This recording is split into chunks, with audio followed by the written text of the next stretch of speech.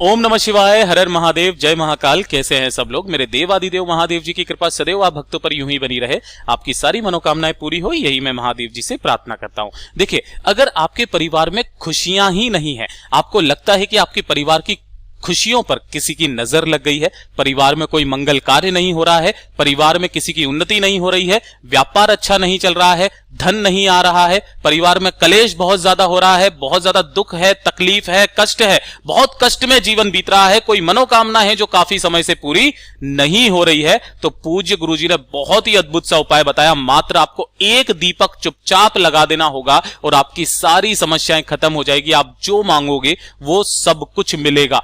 पूज्य गुरुजी की कथा से सुनकर के और समझ करके पूरे उपाय को बड़े ही विस्तार से बताऊंगा, परंतु उससे पहले आप सबसे एक छोटी सी गुजारिश करूंगा कि जो लोग पहली बार आए हैं, चैनल को सब्सक्राइब जरूर कीजिएगा और वीडियो को लाइक करके महादेव जी का कोई सा भी प्यारा नाम कमेंट बॉक्स में लिखना मत भूलिएगा। अपने परिवार के लिए कल के दिन इस विशेष उपाय को जरूर कीजिएगा, ठीक है ना। इस पूरे वीडियो के अंदर हम लोग 3 महा उपाय के बारे में बात करेंगे जो आपकी अलग अलग कामना पूर्ति के लिए सिद्ध होंगे। ठीक, सबसे पहले बात कर लेते हैं पहले वाले उपाय की तरफ। अगर आपको लगता है कि आपके परिवार में खुशियां बची ही नहीं है, परिवार में कलेश बहुत ज्यादा हो रहा है, परिवार में किसी की उन्नति नहीं हो रही है, धन कहीं से नहीं आ रहा है, व्यापार खोला अच्छा नहीं चल रहा है, उन्नति कहीं से हो ही नहीं रही है आपके परिवार में, बिल्कुल वैसे के वैसे ही कांस्टेंट स्पीड से अगर आप चल रहे हैं ना, तो मात्र एक बार इस उपाय को कर लीजिएगा। किस दिन करना है ये चीज ध्यान रखना। गुरुदेव ने इस वाले उपाय के लिए 3 तिथियां बताई।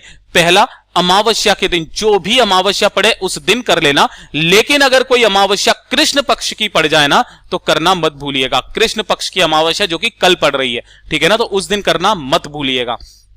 उसके बाद जो बताया कि जो भी पितृपक्ष आ जाए उस पितृपक्ष में आप इस उपाय को कर सकते हो और श्राद्ध पक्ष में भी इस उपाय को कर सकते हो। कहीं ना कहीं आपके परिवार की उन्नति में सबसे बड़ा जो हाथ होता है ना वो आपके पितरों का होता है, ये चीज ध्यान रख लेना। जो नहीं मानते हैं ना वो भी आप एक बार इस उपाय को करके देख लीजिएगा, आपको भी खुद को पता चल जाएगा, ठीक है ना। कैसे करना है ध्यान से सुनना।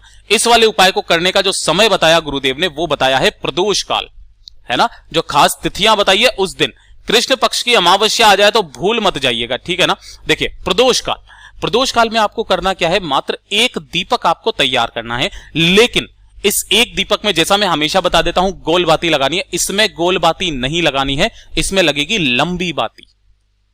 कौन सी?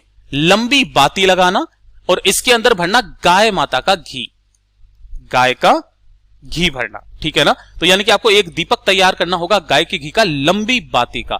और इस एक दीपक को आपको कहां पर लगाना है ये चीज ध्यान रखना। अगर आपके आसपास कोई कुआं है ना, ध्यान से सुन लेना।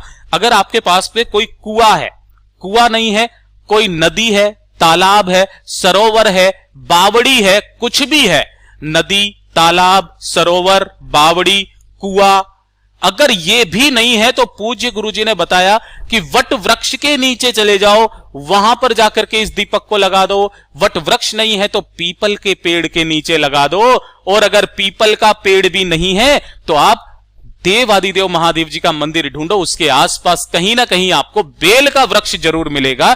इस बेल के वृक्ष के नीचे आप उस एक दीपक को लगा देना। लेकिन दीपक लगाने का क्रम ध्यान दीजिएगा। जो बत्ती का मुख है जो आप प्रज्वलित करोगे यहां पर, इस बत्ती के मुख को रखना दक्षिण दिशा की तरफ। किधर रखना?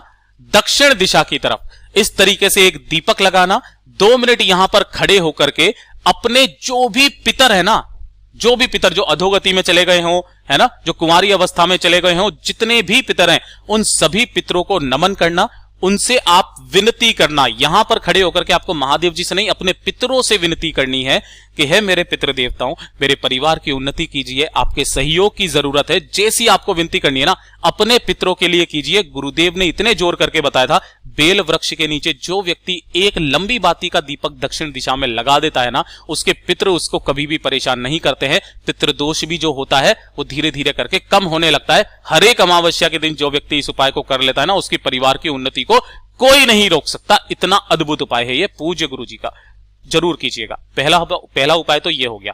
अब बात कर लेते हैं दूसरे वाले उपाय की तरफ, ठीक है। देखिए, दूसरा वाला उपाय किन लोगों को करना है, ध्यान से सुनना, समझने की कोशिश करना। यह होता है परिवार की उन्नति के लिए, है ना। अब परिवार की उन्नति 2 चीजों से हो सकती है, या तो उसमें काफी सारी धन प्राप्ति हो, है ना, जिससे परिवार की उन्नति हमेशा बढ़ती रहे, उसके जो बच्चे हैं वगैरह वो सब उन्नति के मार्ग पर जाते रहें। दूसरा, अपनी घर की संपत्ति को बढ़ाने के लिए, संपदा को बढ़ाने के लिए, ये चीज ध्यान रखना, संपदा मतलब अपने वंश को आगे बढ़ाने के लिए, ताकि आपका परिवार जो है हमेशा बढ़ता चला जाए।